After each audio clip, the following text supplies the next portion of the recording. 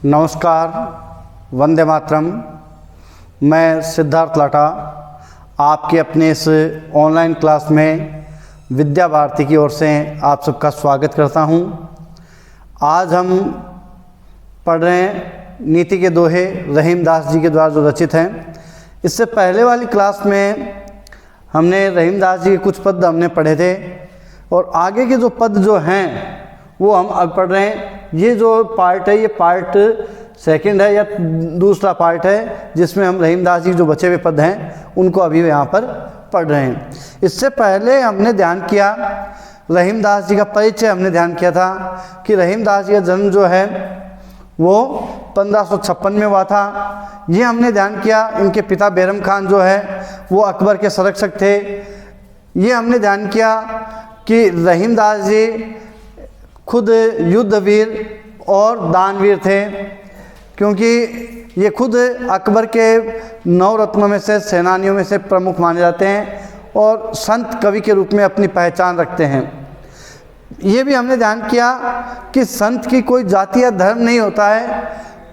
रहीमदास जी मुस्लिम धर्म से होते हुए भी कृष्ण के भक्त थे और इन्होंने नीति के दोहे लिखे हैं जिनको हमने पढ़ा, जिनमें से 5 पद अपने पहले पढ़ लिए थे। बाकी जो बचे हुए पद हैं उनको हम अभी यहाँ पर पढ़ रहे हैं। अगला पद हम देखते हैं जिसमें रहीमदास जी कहते हैं कि रूठे सुजन मनाइए जो रूठे सो बार, रहीमन फिर पोहिए टूटे मुक्ताहार।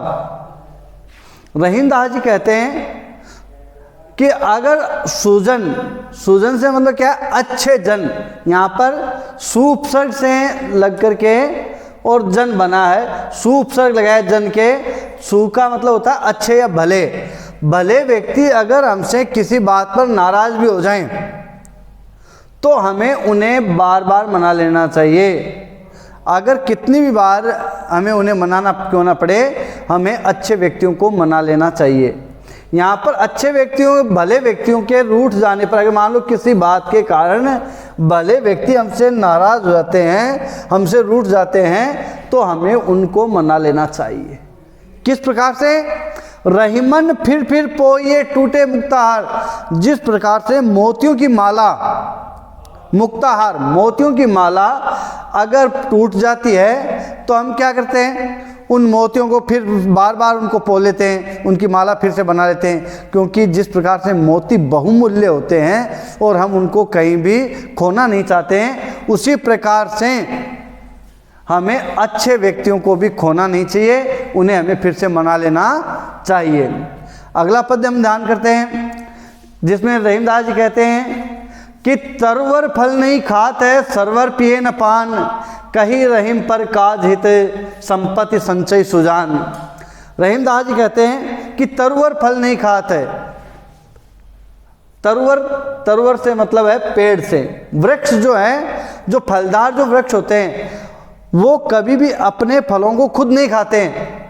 और सरवर पिए न पान, और उसी प्रकार से जो सरोवर जो होते हैं, तालाब जो होते हैं, वो भी अपने पानी को खुद ग्रहण नहीं करते हैं, बल्कि उसी प्रकार से, बल्कि वो तो दूसरों के लिए करते हैं। पेड़ के जो फल लगे हुए हैं वो दूसरों के लिए होते हैं, तालाब में जो जल होता है वो भी दूसरों के लिए होता है। तो इनका सेवन जिस प्रकार से पेड़ और सरोवर अपने जो मनोरथ है उनका स्वयं भक्षण नहीं करते, खुद नहीं खाते हैं, खुद ग्रहण नहीं करते हैं, उसी प्रकार से जो सज्जन व्यक्ति जो होते हैं, सुजान अच्छे व्यक्ति जो हैं, वो अपने धन का संचय अपने लिए नहीं करते हैं, बल्कि पर काज हित, दूसरों की भलाई के लिए ही अपने धन का संचय करते हैं। इसलिए मनुष्य को धन का संचय तो करना चाहिए, लेकिन उस धन का संचय दूसरों के भले के लिए करना चाहिए। यहाँ पर रहीमदास जी प्रकृति में बता दूं आपको एक बार फिर से कि रहीमदास जी ने भी जो धन संचय किया वो अपने लिए नहीं किया, बल्कि दूसरों के लिए ही किया। जिनको आवश्यकता होती थी उन्हीं को वो दान दे दिया करते थे। तो मैंने इसलिए उनके लिए दानवीर की संज्ञा यहाँ पर काम में ली थी। अगला पद हम ध्यान करें तो भले व्यक्ति जो होते हैं वो अपने धन का उपयोग दूसरों की भलाई में करते हैं।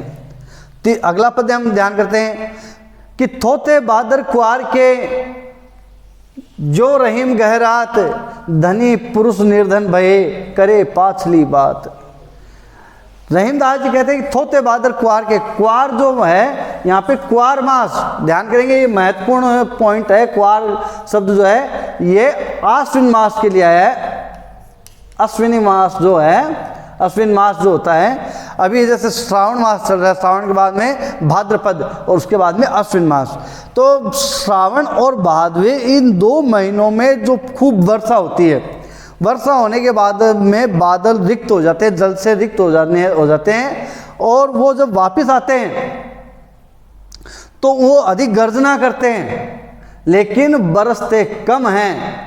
उसी प्रकार से थोते बादल कुआर, थोते क्यों होता है? क्योंकि वो रिक्त हो चुके हैं, जल पूरा उन्होंने बरसा दिया है। श्रावण और भाद्रपद इन 2 महीनों में खूब बादल बरसते हैं, उसके बाद में बादल रिक्त हो जाते हैं, तो उसके बाद में बादल गरजना तो खूब करते हैं, चमकते तो खूब हैं लेकिन बरसते कम हैं। तो उसी प्रकार से जो आश्विन मास के जो बादल होते हैं, जिस प्रकार से अधिक घने गहराते तो हैं, उसी प्रकार से धनी पुरुष निर्धन भये, अपने पुराने दिनों को याद करते हैं। वो बादल पुराने दिनों को याद करके गर्जना करते हैं लेकिन बरसते नहीं हैं। उसी प्रकार से जब जो पैसे वाले लोग होते हैं, धनी व्यक्ति जो होते हैं, वो जब निर्धन हो जाते हैं, गरीब हो जाते हैं, तो करे पाछली बात, वो अपने पुराने दिनों को याद करके उनके ही दिनों की बातें किया करते हैं। यहाँ पर जो रहीम गहरात, जिस प्रकार से ये बादल गहराते हैं, जो शब्द के माध्यम से उदाहरण देकर के इसको बात को यहाँ पर समझाया गया है। फिर देखिए, रहीमन असवा नैन ढरी, जे दुख प्रकट करें, जाहि निकारो गेहते, कृष्ण भेद कहीं देई। रहीमदास जी कहते हैं, ये मैंने आपको पहले भी बताया है कि कई जगह रहीम, कई जगह रहीमन, कई जगह रहीमा, तो ये सब एक ही व्यक्ति हैं, रहीमदास जी के लिए गए शब्द। तो रहीमदास जी कहते हैं रहीमन असवा नैन ढरी, रहीमदास जी कहते हैं कि आँख के आंसू जो है वो जब आँख से निकलते हैं तो अपना दुख स्वतः ही प्रकट कर देते हैं। दुख प्रकट करने के लिए कुछ कहने की आवश्यकता नहीं होती। आँख से बहे हुए आंसू आँख भर आने से स्वतः दुख आँख से प्रकट हो जाता है, बिना बोले ही व्यक्ति का दुख प्रकट हो जाता है। उसी प्रकार से जहाँ ही निकारो गे थे, उसी प्रकार जिस प्रकार से आँख से निकला हुआ आंसू स्वतः ही दुख की सारी बात बतला देता है, उसी प्रकार से जिस व्यक्ति को गेह यानी घर, जिस व्यक्ति को घर से निकाल दिया जाता है वह अपने घर का सारा भेद दूसरे को बता देता है। यहाँ पर हम अंतर लेना चाहेंगे विभीषण का। रावण ने विभीषण को अपने घर से निकाला तो विभीषण ने सारा भेद राम से बतला दिया, घर का भेदी लंका ढाए। तो ये कहावत जो यहाँ पर चरित्रार्थ होती है, इस कथन के माध्यम से प्रकट होती, ध्यान देते हैं कि रहीमन असवा नैन ढरी, आँख से निकला हुआ आंसू व्यक्ति के पूरे दुख को बयां कर देता है। उसी प्रकार से जिस व्यक्ति को घर से निकाल दिया जाता है, घर से निकला वह व्यक्ति भी घर का सारा भेद दूसरे को बतला देता है। इसलिए हमें ध्यान रखना चाहिए कि दूसरों के सामने किसी प्रकार से अपना जो भेद है वो प्रकट नहीं हो। अगला पद भी इसी से जुड़ा हुआ, अगले पद में इस बात को और ज्यादा स्पष्ट दिखाई दे रहा है। इस अगला पद जो है, रहीमन निज मन की विथा, मन ही राखो गोय, सुनी आठ लें सभी, बांट न ले ही कोय। रहीमदास जी कहते हैं कि निज मन की विथा, विथा यानी पीड़ा, मनुष्य को अपने मन की पीड़ा को अपने मन में ही रखना चाहिए। कई बार व्यक्ति अधिक भावुक होकर के दूसरों के सामने अपना दुख प्रकट करने लगता है, लेकिन वो इस बात को भूल जाता है कि जिस व्यक्ति के सामने दुख प्रकट किया जा रहा है वो उसका दुख दूर नहीं करने वाला है, बल्कि वो तो उसकी पीड़ा को और भी बढ़ाने वाला होता है। क्यों? क्योंकि रहीमन निज मन की विथा, मन ही राखो गोय, हमें मन में छुपाए रखना। वो क्या करते हैं, सुनी आठी लें सभी, लोग सुन कर के उस बात को मजाक बना लेते हैं और बांट न ले, कोई दुख तो दूर कोई करने वाला है नहीं।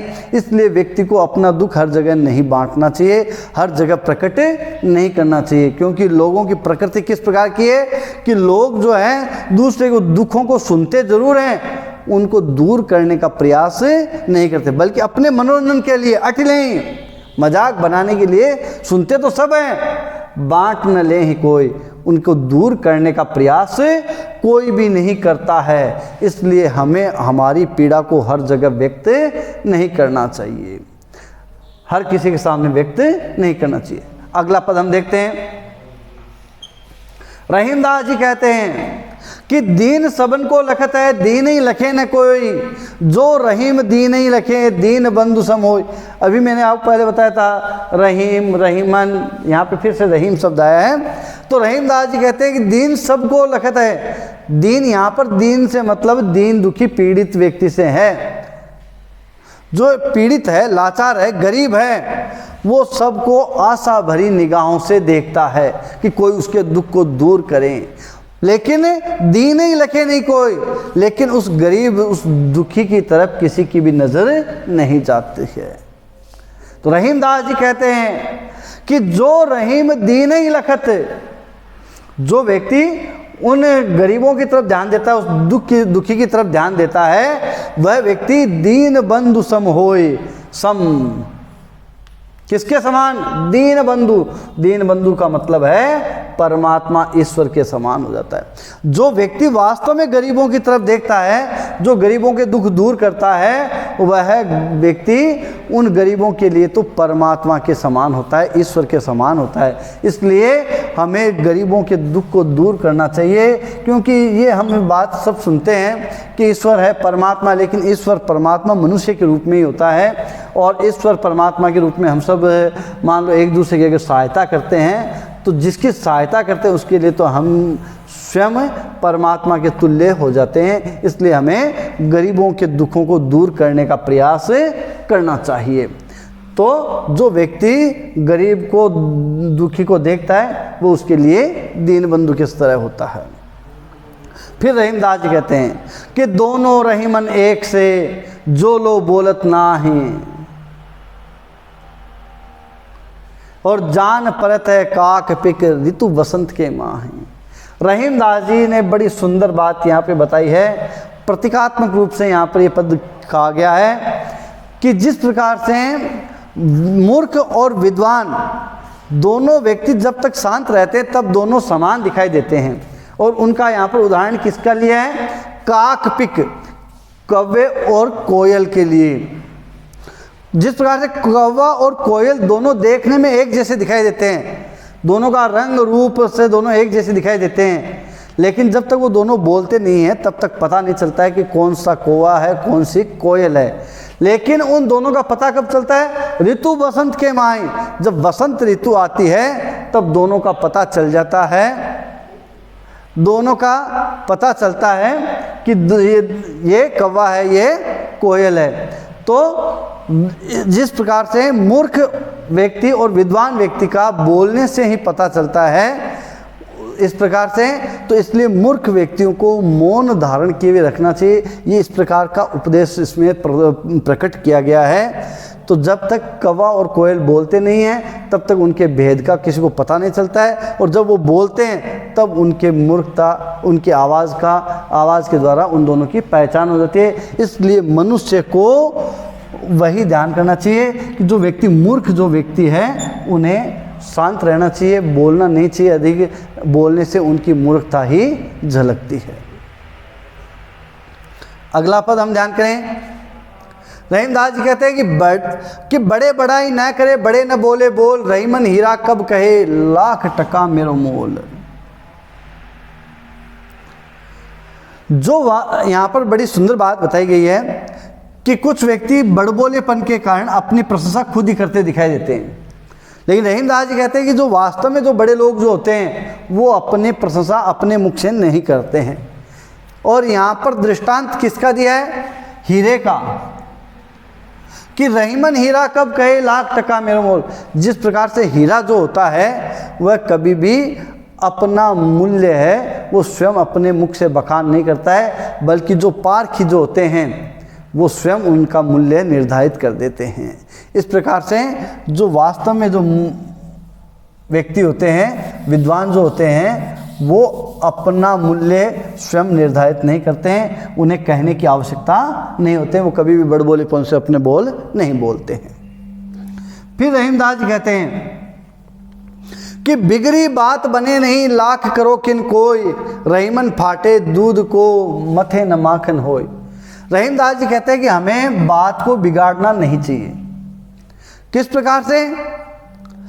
कई बार हम छोटी छोटी बातों पर अपनी बात को बिगाड़ देते हैं, एक दूसरे से व्यवहार बिगाड़ लेते हैं। तो रहीमदास जी कहते हैं हमें एक दूसरे से व्यवहार नहीं बिगाड़ना चाहिए। किस प्रकार से? तो बिगड़ी बात बने नहीं लाख करो किन कोई। एक बार अगर कोई बात बिगड़ जाती है तो फिर उसको हम लाख प्रयास करते हैं तो भी वह पहले जैसी उसमें मधुरता नहीं आ पाती है। इसलिए हमें किसी के साथ में व्यवहार को बिगाड़ना नहीं चाहिए। यहाँ पर उदाहरण दिया है दूध का। अगर दूध एक बार फट जाता है तो दूध फटने के बाद में उससे फिर माखन प्राप्त नहीं हो सकता। उसी प्रकार से व्यक्ति का व्यवहार अगर किसी से एक बार खराब हो जाता है तो वह व्यवहार वापस नहीं बन पाता है। इसलिए हमें किसी के साथ में अपना व्यवहार बिगाड़ना नहीं चाहिए। अगला पद हम ध्यान करते हैं। रहीमदास जी कहते हैं कि विपत्ति भये धन ना रहे, रहे जो लाख करोड़, नभ तारे छिप जात है जू रहीम भय भोर। रहीमदास जी कहते हैं कि जब व्यक्ति का बुरा समय आता है, विपत्ति आती है, तो उसके पास में जो धन होता है वह भी उसके काम नहीं आता है। किस प्रकार से? जिस प्रकार से किसी व्यक्ति के पास में लाखों करोड़ों रुपए हैं, लेकिन जिस समय आवश्यकता है उस समय अगर वो धन उसके पास में नहीं रहता है तो वह धन उसके किसी काम का नहीं रहता। कि विपत्ति भये धन ना रहे, रहे जो लाख करोड़, नभ तारे छिप जात है। नभ जिस प्रकार से आकाश में असंख्य तारे हैं, लेकिन जो ही प्रभात होता है, सवेरा होता है, तो सारे तारे छिप जाते हैं। उसी प्रकार से मनुष्य के पास में चाहे कितना भी धन क्यों ना हो, लेकिन जब बुरा समय आता है तो वह धन उनके किसी भी काम में नहीं आता है। इस प्रकार से तो व्यक्ति को ये नहीं सोचना चाहिए कि उसके पास में इतना धन है, इतनी संपत्ति है। ये धन संपत्ति व्यक्ति के बुरे समय में कोई काम नहीं आती है। बुरे समय में व्यक्ति के कहीं काम आता है तो वह व्यक्ति का व्यवहार काम में आता है। इसलिए हमेशा व्यक्ति को अच्छे व्यवहार से रहना चाहिए। अगला पद हम ध्यान करते हैं। रहीमदास जी कहते हैं मांगे घटत रहीम पद, की तो करो बड़ी काम, तीन पेग वसुधा करो तऊ बावने नाम। मांगे घटत रहीम पद। रहीमदास जी कहते हैं कि व्यक्ति का किसी के पास से मांगने से उसका पद घट जाता है। इसलिए याचना नहीं करनी चाहिए, याचक नहीं बनना चाहिए। कई व्यक्तियों की आदत होती है बार बार छोटी छोटी बातों पे किसी न किसी से कुछ मांगते रहते हैं। रहीम वो मांगन मरण समान है, ये जो बात है ये यहाँ पर स्पष्ट होती है। मांगे घटत रहीम पद, जो व्यक्ति किसी से आगे हाथ फैलाता है तो उसका पद वो घट जाता है। कि तो करो बड़े काम, चाहे उसने मांग के चाहे कितना भी बड़ा काम क्यों न किया हो, लेकिन मांगने से उसका पद घटता है। जिस प्रकार से यहाँ पे बड़ा सुंदर उदाहरण दिया है कि तीन पेग वसुधा करो तऊ बावने नाम। यहाँ पर वामन अवतार की बात, यहाँ बावने बावने वामन, भगवान विष्णु ने वामन अवतार लिया था और वामन अवतार लेकर के बलि से तीन पग जमीन उनसे मांगी थी। अब कहने को वो परमात्मा है, ईश्वर है, भगवान है, लेकिन उन्होंने बलि के आगे बलि से याचना करके बलि का पद बढ़ा दिया। जो देने वाला होता है उसका पद हमेशा बढ़ता है और मांगने वाले का पद हमेशा घटता है। यहाँ पर प्रभु का पद जो है वो घटा हुआ बताया। वामने नाम, वामन यानी छोटा, भगवान विष्णु है, उन्होंने चाहे कितना भी बड़ा काम क्यों न किया हो। हम सब जानते हैं कि बलि से तीन पग वसुधा जो जमीन उन्होंने मांगी थी, तो भगवान विष्णु ने तीन पग में पूरी धरती ब्रह्मांड आदि को नाप करके, और जब तीसरे पैर रखने की बात आई तो भगवान ने कहा कि बताइए तीसरा पैर मैं कहाँ पर रखूं। तो बलि ने अपने सिर पे पग रखने की बात कही और बलि को पाताल लोक का राज उनको दिया गया था। बलि ने इस प्रकार से बलि जानते थे कि ये कोई साधारण बालक नहीं है, लेकिन फिर भी उन्होंने भगवान को मना नहीं किया, और इस प्रकार से उनका पद तो बढ़ा ही था, और भगवान का पद है वो भगवान को वामन कह के पुकारा जाता है। अगला पद हम यहाँ पर पढ़ रहे हैं कि मान सहित विष खाए के शंभु भये जगदीश, बिना मान अमृत पिए राहु कटायो शेष। जहाँ पर व्यक्ति का मान सम्मान होता है, व्यक्ति को वहीं जाना चाहिए, वहीं रहना चाहिए। यहाँ पर उदाहरण दिया है कि मान सहित विष खाए के शंभु भये जगदीश। हम सब जानते हैं कि जब समुद्र मंथन किया गया, पुराणों के अनुसार, वेद शास्त्रों के अनुसार, जब समुद्र मंथन किया गया तो उस समय समुद्र मंथन में जहर निकला था, विष। और वह विष जो है, वो विष जो भगवान शंकर को दिया गया, और शंकर भगवान ने वो जब जहर पिया तो भगवान स्वयं जो है जगदीश संपूर्ण सृष्टि के परमात्मा बन गए। लेकिन बिना मान अमृत पिए, उसी समय जब समुद्र मंथन से अमृत निकला, और उस अमृत में आपने ध्यान किया हो, वो अमृत राहु पीने के लिए जब देवताओं की लाइन में कतार में बैठ गया तो उसे बिना मान वहाँ बुलाया गया था, तो उसे अपना सिर कटाना पड़ा। इन दोनों अंतर कथाओं के माध्यम से हम ध्यान करें, जब समुद्र मंथन किया गया और समुद्र मंथन में जब विष निकला तो सारे देवताओं ने जब भगवान शंकर के सामने ये बात रखी, और सभी देवताओं का को बचाने के लिए या सृष्टि को बचाने के लिए उस जहर को भगवान शंकर ने अपने गले में उसको धारण कर लिया, और भगवान शंकर देवों के देव महादेव बन गए, उस जगदीश संपूर्ण सृष्टि के ईश्वर परमात्मा बन गए। लेकिन जब अमृत निकला तो अमृत पीने के लिए सारे देवता एक कतार में बैठे थे, और उसी कतार में राहु नाम का एक जो राक्षस था, वह भी वहाँ पर देवताओं के वेश बना करके उनके बीच में छिप करके बैठ गया, क्योंकि उसे वहाँ बुलाया नहीं गया था, बिना बुलाए हुए वहाँ पर चला गया था। इस कारण से उसे अपना सिर कटाना पड़ा। ध्यान कीजिए, यहाँ पर ये ध्यान करने की आवश्यकता है कि व्यक्ति को ऐसे ही स्थान पर जाना चाहिए जहाँ उसका मान सम्मान हो। उस मान सम्मान के साथ में उसे चाहे जहर भी खाना क्यों ना पड़े। एक और अंतर यहाँ पर ध्यान करें, महाभारत में हमने देखा है कि जब भगवान कृष्ण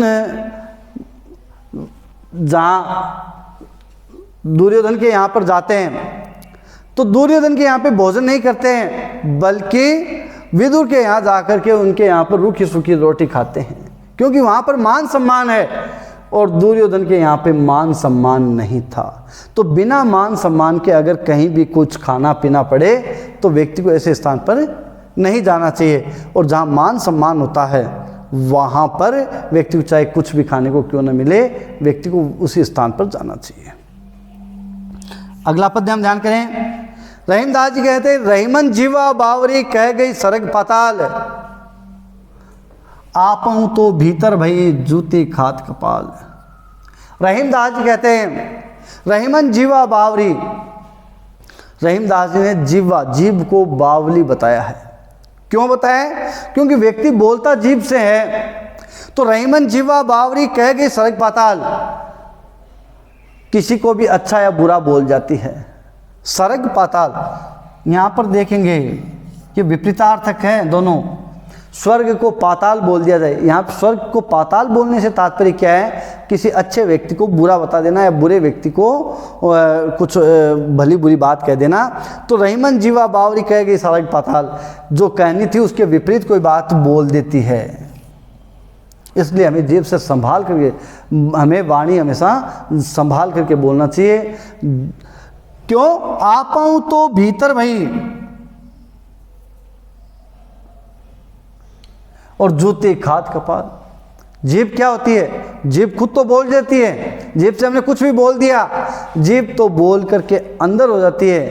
तो जो व्यक्ति किसी व्यक्ति को भला बुरा कुछ कह देते हैं तो दूसरा व्यक्ति उस बात से चिढ़ करके और या नाराज़ होकर के अगर उसकी पिटाई शुरू करता है तो जीभ को कुछ नहीं कहता है, बल्कि उसके सिर पे मार लगाता है। इसलिए व्यक्ति को हमेशा सोच समझ के बोलना चाहिए, क्योंकि बोलते समय जीभ तो बाहर से अंदर हो जाती है और उसके सिर पे मार पड़ने लग जाती है। इसलिए जीभ से हमें हमेशा उस ज़बान संभाल के ही बात करनी चाहिए। अंतिम पद्य हम ध्यान कर रहे हैं। अमृत ऐसे वचन में रही मन रीस की गांठ, जैसे मिस्रियों में मिली निरस बांस की फांस। रहीमदास जी कहते हैं कि कई बार व्यक्ति को अच्छी बातों के साथ में बुरी बातें भी ग्रहण करनी पड़ती है। अमृत ऐसे वचन, अमृत जैसे वचनों के साथ में बुरी बात भी हमें साथ में ग्रहण करनी पड़ती है। किस प्रकार से? जैसे के माध्यम से यहाँ पे उदाहरण अलंकार, जैसे मिस्रियों मिली निरस बांस की फांस। जिस प्रकार से व्यक्ति जब गुड़ या शक्कर ग्रहण करता है, मिश्री, गुड़, शक्कर, चीनी, ये सब गन्ने के रस से प्राप्त होने वाले जो है मीठे पदार्थ हैं। तो इनके साथ में कई बार निरस बांस की फांस, गन्ने की जो फांस होती है या गन्ने का जो तिनका होता है या गन्ने का जो छिलका जो होता है, वो भी कई बार ग्रहण करना पड़ता है। उसी प्रकार से जो व्यक्ति हमेशा अच्छी बातें सुनने का इच्छुक होता है, अच्छी बातें सुनता है, उन अच्छी बातों के साथ में उसे कई बार बुरी बात भी सुननी पड़ सकती है। इसलिए उससे उसे नाराज़ नहीं होना चाहिए, क्योंकि जो व्यक्ति मीठा खाने का शौक़ रखता है, उस मीठे के साथ में कई बार गन्ने की फांस भी उसे निगलनी पड़ती है। यहाँ पर हमने रहीमदास जी कुछ पद पढ़े जिनमें हमें मनुष्य की प्रकृति के बारे में पढ़ा, अच्छे व्यक्तियों को मनाने की बात पढ़ी, मनुष्य और जो सज्जन पुरुष जो होते हैं उनकी प्रकृति पेड़ और सरोवर की तरह होती है, ये हमने इसमें पढ़ा। इसी प्रकार से धनी व्यक्तियों की प्रकृति जो होती है, धनी व्यक्ति निर्धन हो जाते हैं तब वो अपने पुराने दिनों को याद किया करते हैं और बड़ी बड़ी बातें किया करते हैं, ठीक है ना। आंसू जो है वो व्यक्ति का दुख स्वतः प्रकट कर देते हैं। इस प्रकार से हमने ध्यान किया। मनुष्य की को उपदेशात्मक शैली में रहीम जी कहते हैं कि हमें अपनी मन की व्यथा को मन में ही रखना चाहिए, क्योंकि लोग उनकी व्यथा को दूर तो नहीं करने वाले हैं, लेकिन उसका मजाक, हंसी मजाक जरूर बना लेते हैं। उसी प्रकार से अगले पद्य के माध्यम से रहीमदास जी ने कहा कि हमें गरीबों की सहायता करनी चाहिए, क्योंकि गरीब व्यक्तियों के लिए तो जो सहायता करता है वही परमात्मा के समान होता है, ठीक है। और कव्वे और कोयल दोनों एक जैसी प्रकृति के होते हैं, दोनों का रंग रूप एक जैसा होता है जब तक वो बोलते नहीं। उस प्रकार से मूर्ख और विद्वान व्यक्ति भी एक जैसे दिखाई देते हैं। फिर व्यक्ति जो अच्छे व्यक्ति होते हैं, गुणवान व्यक्ति होते हैं, वो अपने गुणों का बखान स्वयं नहीं किया करते, बल्कि उनके कार्य से ही उनका पता चल जाता है। व्यक्ति को अपना व्यवहार नहीं बिगाड़ना चाहिए। जिस प्रकार से दूध के बिगड़ जाने पर उससे मक्खन प्राप्त नहीं किया जा सकता, उसी प्रकार से एक बार बात बिगड़ जाती है तो फिर वह बात वापस व्यवहार नहीं बन पाता है। व्यक्ति को कई बार अपने धन दौलत पर अभिमान होने लगता है, लेकिन मनुष्य को ये पता नहीं कि जब व्यक्ति का बुरा समय आता है तो धन दौलत उसके किसी भी काम में नहीं आती है। हमें दूसरों के सामने याचना नहीं करनी चाहिए, क्योंकि याचना करने से हमारा पद है वो घटता है और जो देने वाला होता है उसका पद बढ़ता है। यहाँ पर बलि और वामन के माध्यम से हमें दूसरों के सामने याचना नहीं करने की बात कही गई है। और इस पद्य के माध्यम से रहीमदास जी कहते हैं कि जहाँ व्यक्ति का मान सम्मान होता है व्यक्ति को वहीं रहना चाहिए, क्योंकि मान सम्मान से ही व्यक्ति का पद बढ़ता है। रहीमन जीव को बावली की बताए, व्यक्ति को बोलते समय ध्यानपूर्वक बोलना चाहिए, संभल के बोलना चाहिए। और जो व्यक्ति अमृत पीने की चाह रखते हैं उन्हें विष के समान घूंट भी पीने पड़ते हैं। जिस प्रकार से जो व्यक्ति मीठा की इच्छा रखता है और मीठे के साथ में उसे जो गन्ने की फांस है उसको भी ग्रहण करना पड़ता है। इस प्रकार से हमने रहीमदास जी नीति के पद पढ़े। आपको ये हमारा वीडियो कैसा लगा आप कमेंट के माध्यम से ज़रूर बताएं। हमारे इस चैनल को ज़्यादा से ज़्यादा लाइक कीजिए, शेयर कीजिए। शिक्षा बांटने से बढ़ती है, इसलिए अपने दूसरे मित्रों को भी इससे जोड़िए। धन्यवाद। वंदे मातरम।